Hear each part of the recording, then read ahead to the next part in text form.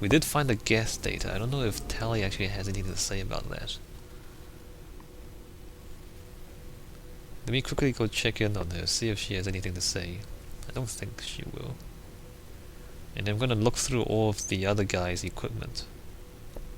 And then sell the stuff that we have left over. Let's just sell everything we have left over.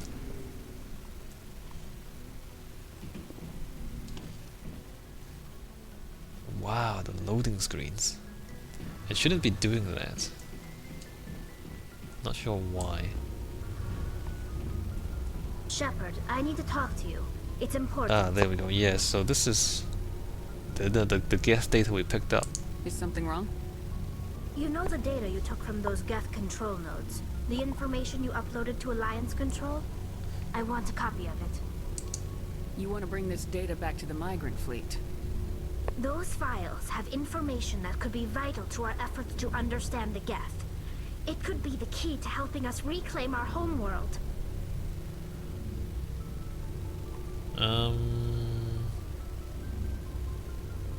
You think you can use this information to destroy your enemy? Not right away. We will need to study it. It could take years, but it will give us new insight into how the Geth have changed and evolved over the past centuries. Go ahead, make a copy. My people, I owe you a great debt, one I can never repay. The only thing I can offer in return is what you already have. My solemn promise to stay with you until Saturn and his Geth armies are defeated. I never wanted anything more. Thank you, Shepard. So there we go, experience. That's good. Shepard, I'm glad you're here. Good to see you smiling again, so to speak. I'm sleeping much better now.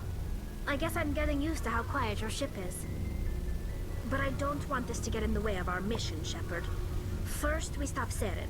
Then I'll worry about my own problems. So they do have new I should things. go. See you later. I should check on the others, because they actually do have new things to say. Something I can do for you, Commander. Nope. Carry on, Adams. Aye, aye, Commander. Let me just check in with the other guys, see if they have anything new. Alright, Garrus. Commander, good to see you. You've been with C-Sec a while. Have you seen much action? Well, not as much as you, but yeah, I've seen some interesting things. I bet you have. Anything in particular that stands out?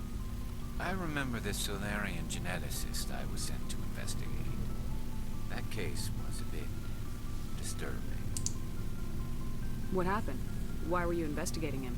I was tasked with tracking black market trade on the Citadel. Most of it harmless, nothing I needed to pursue. But during the course of my investigation, I noticed an increase in the trade of body parts, organs mostly. We usually get a few of those, but not the numbers I was seeing. We weren't sure if there was a new black market lab or if some freak was harvesting organs from citizens.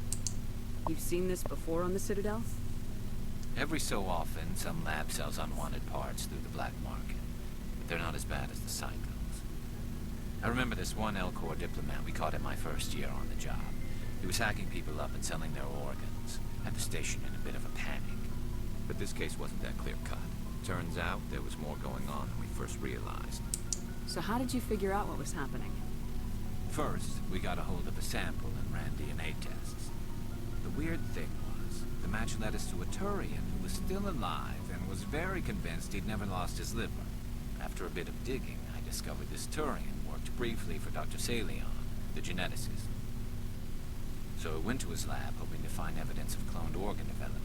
But there was nothing.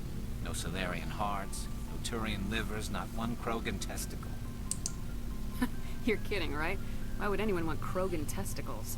Some Krogan believe that testicle transplants can increase their virility, counteract the effects of the genophage. It doesn't work, but that doesn't stop them from buying. They'll pay up to 10,000 credits each. That's 40,000 for a full set. Somebody's making a killing out there. What'd you do about the geneticist? I brought in some of his employees for interrogation, to see if I could get them to talk. While I was interviewing one of them, I came across something suspicious. You mean threatening? Was that really necessary? Maybe, maybe not. Either way, it paid off. one of my detainees started bleeding profusely during the interview. We offered to patch him up, and he got frantic, freaked out. I ordered a full exam to find out what was going on. Our medics found incisions all over his body, some of them fresh. That was our big break. These people weren't just Dr. Salion's employees. They were test tubes, walking, living test tubes. He was growing parts inside these people? Exactly. He cloned their organs right inside their own bodies. Then he harvested them and sold them off. Most of the victims were poor. He'd pay them each a small percentage of the sales, but only if the organs were good. Sometimes an organ wouldn't grow properly, so he'd just leave it in. Most of them were a mess, but only on the inside, hidden so nobody could see it. I hope he got what he deserved. That's the worst part. We never caught him. What? Why not? What the hell happened? He ran, blew his lab, grabbed some of his employees, and headed for the nearest space dock. By the time I found out, his ship was already leaving. He threatened to kill his hostages if we tried to stop it. But you went after him anyway, right? I ordered Citadel Defense to shoot him down, but CSEC headquarters countermanded my order. They were worried about the hostages, worried about civilian casualties if the ship was destroyed so close to the Citadel. I told them those hostages were dead anyway. We just used them to make more organs. They wouldn't listen. It's not worth the risk. You pursue the vessel and disable it. That's the best choice. They sent the military after him, but he got away just the same. Yes, they did. I went to Patton and told him what I thought of him and his policies. He said if I didn't like it, I could quit. Well, I almost did. All they had to do was disable that ship, stop him from running. Maybe the hostages die, maybe they don't, but at least we stopped the bastard responsible for it all.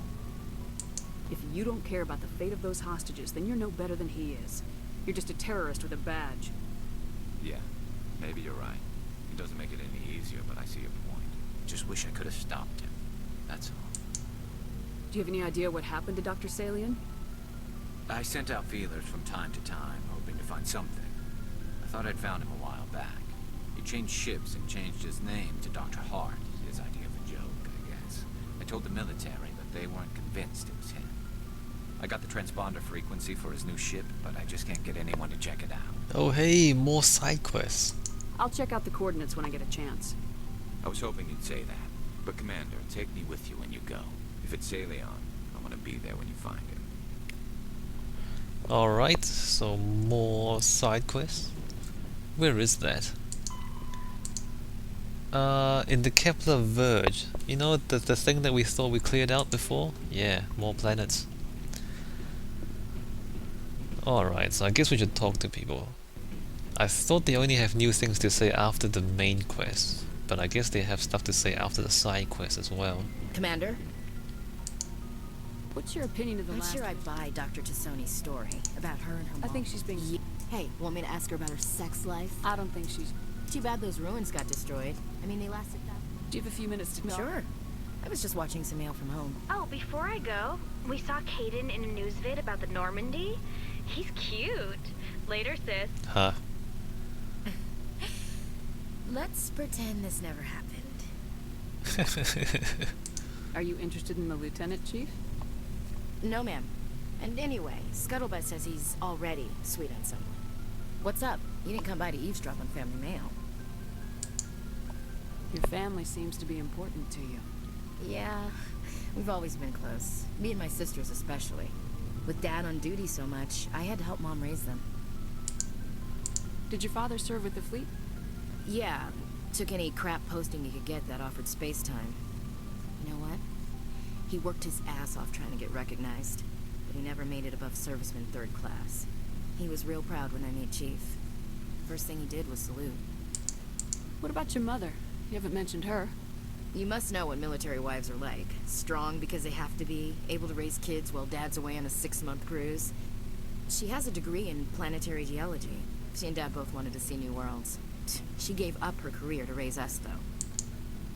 You have more than one sister? Sounds like a big family.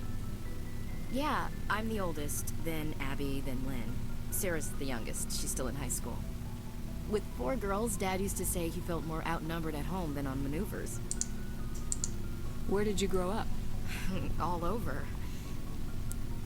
We transferred a half a dozen times before I finished grade school. You go where personnel command sends you, right? I guess that's why I'm so tight with my sisters. We'd have to leave all our friends every 2 or 3 years. After helping raise them, your sisters still talk to you? Amazing. Things were tense between Sarah and me for a while. Then we bonded. Sounds like a story. Feel like sharing? Sarah got herself a boyfriend who wanted to go faster than she did, Mike. I didn't think he was a bad kid, just pushy. Lynn would send me these worried vid mails, and I'd tell her to relax. Where were you when this was going on? I was on active duty. Sarah's graduating high school this year. This was only a couple of years back. They were on Amaterasu. At the time, I was assigned to Chernobog. Same cluster, but a dozen Hellwire away. Close enough to talk regularly, too far to make it back in an emergency. I couldn't afford a fast packet flight. If he really liked her, he wouldn't be pushy. Yeah, of course. If he didn't ask at all, I'd wonder if he thought Sarah was ugly. Damned if you do, damned if you don't. Mike thought they'd go for a romantic walk in the woods, because he figured it was past time they did the deed. She levered Mike face first into a tree and left. Didn't have a scratch on her. Good thing Mom and Dad had us all learn some kind of self-defense. I took emergency leave and walked Sarah to school for a few days. Why didn't you tell the police? She said it wouldn't solve the real problem, and she and Mike would both become household names. It was a small colony. I said it was her call to make, that we should let her do it her way. Mom was pretty pissed about that. You said all of your sisters learned self-defense? Lynn did pistol practice, but didn't like it. She's kind of nervous. Sarah took Aikido. Abby decided to learn the sword. She always was a little weird. Likes big skirts and tops you have to tie her into. They do great things to her figure, though. So, what did you learn? One of Dad's friends taught me Marine hand-to-hand. You traveled all the way home to walk your sister to school. It was only a dozen light years, like a day's cruise. It's not like I was going to Earth or something. My last day out, Mike was waiting for us. Sarah had told her friends, so everyone at school knew what he did. He wasn't happy. I wanted to snap him in half, but Sarah gave me this look, this let me handle it, I need to do this alone look. She kept her cool, God bless her, as he screamed in her face. She just let him vent. Then he tried to punch her. I swear, she just flowed around him. Next thing I knew, he's face down on the sidewalk, and there's blood everywhere. Blood everywhere. That's unbelievable. Sarah must be as good as you. Better. I'm more or less a straight-up puncher.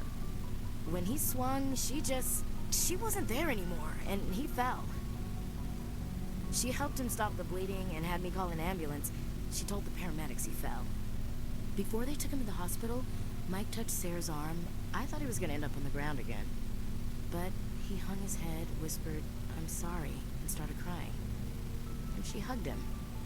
The Williams women are a decisive bunch, Commander. We do things when we're ready. Not before, not after. Your sister's something else. But you didn't mention your father at all. Was he on deployment? Dad always wanted to serve in space, but he wanted us to have real ground under our feet. He'd say, space is beautiful, but you can't raise a family there. I cannot rest from travel. I will drink life to the lees. All times I have enjoyed greatly, have suffered greatly, both with those that loved me and alone. For always roaming with a hungry heart, much have I seen and known, cities of men and manners, climates, councils, governments. Born now. I never thought I'd hear you reciting poetry. Just because I can drill you between the eyes at 100 meters doesn't mean I can't like sensitive stuff. Just don't spread it around. Ulysses was my dad's favorite poem. Every time he shipped out, he recorded me reading it. He had a dozen versions when he retired. Does he still like it? I sure hope so. I read it to his grave every time I go home. Dad passed on a few years back. He's probably still watching, though. You mean from wherever we go after death? Dead on, Skipper. He's with God now. That's not a problem with you, is it? That I believe in God? Everyone has the right to believe what they want. Says so in the Alliance Charter, only with fancier words. I'm glad you're open-minded about it. I've met a few people who are really weirded out by my faith. Because I work in space, I can't believe in a higher power? Jeez. Hello, have you people looked out the window? How can you look at this galaxy and not believe in something? Oh, there's something I there, should get back alright. to my duties. Didn't mean to take up so much of your time. Dismissed, Chief. Ma'am. Alright, story time with the crew. I don't know. It's alright. It's alright. Story time.